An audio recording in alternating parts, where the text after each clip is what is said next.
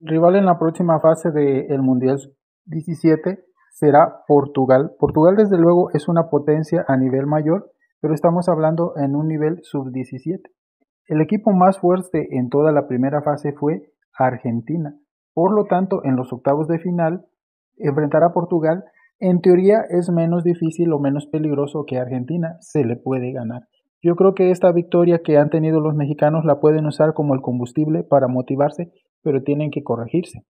El portero, por ejemplo, de México fue el héroe porque paró un penal, pero en el partido cometió un osotote, se tragó, salió en banda y el empate a dos fue su culpa y ha cometido errores anteriormente. Entonces tienen que trabajar con él y tienen que trabajar obviamente en la delantera para definir, pero sí se le puede ganar a Portugal y nuevamente volver a ser historia.